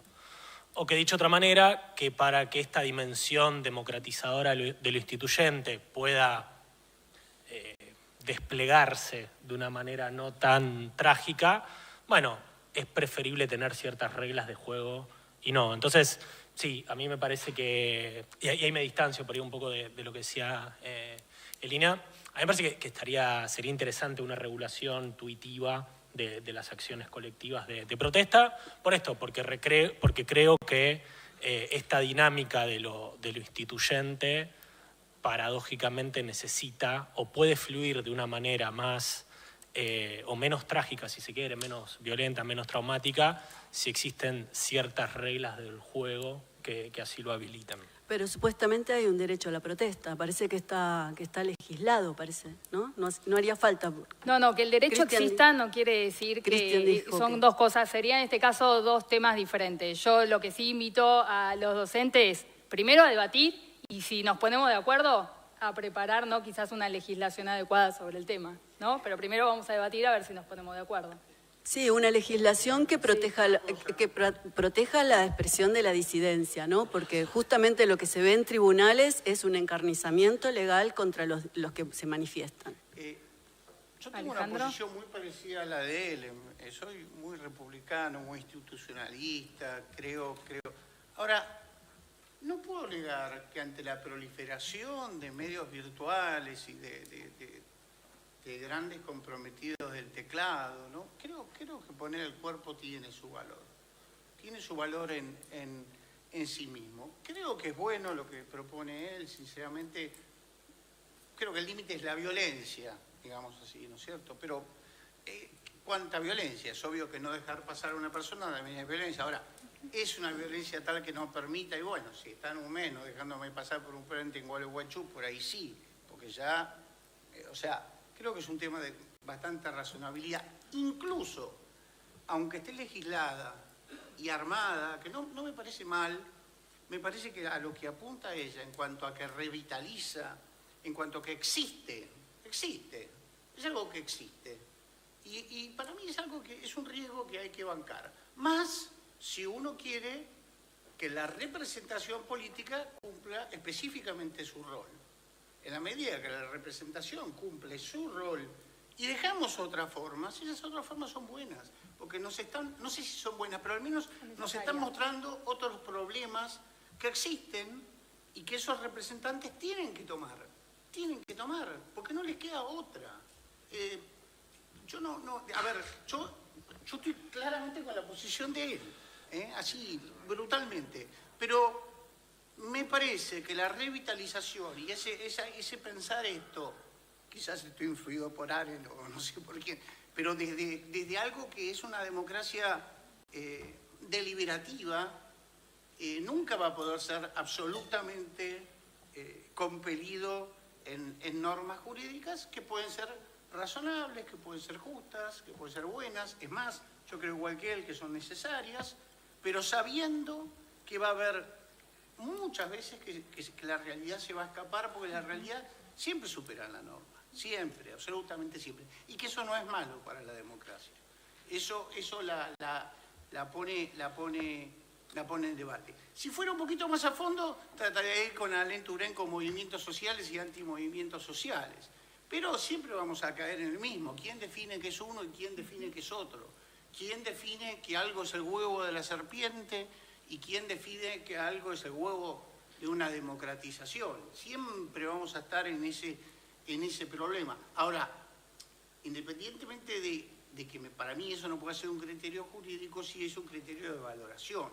Aquellos tipos de movimientos que tienden y que no deslegitiman la democracia como tal, para mí tienen un determinado valor, y los que deslegitiman expresamente a la democracia, no reconocen la representación, etcétera, etcétera, no es que están expresando su disconformidad o están negando el sistema mismo. Creo que ahí sí, tampoco creo que el Estado lo tenga que reprimir brutalmente y qué sé yo, pero a mí, digamos, creo que son valiosos para la democracia, los antimovimientos sociales, ¿no?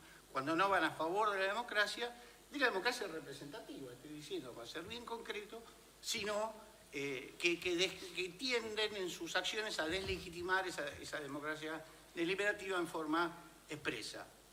Igual van a existir, así que bueno, hay que darles respuestas tranquilas. Sí.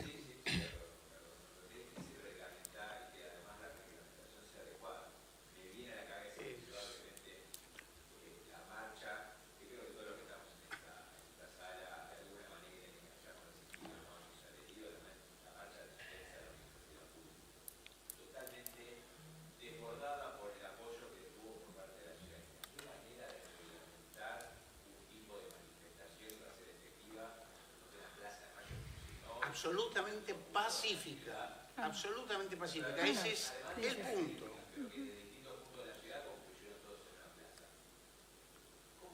No se puede. Se apuna.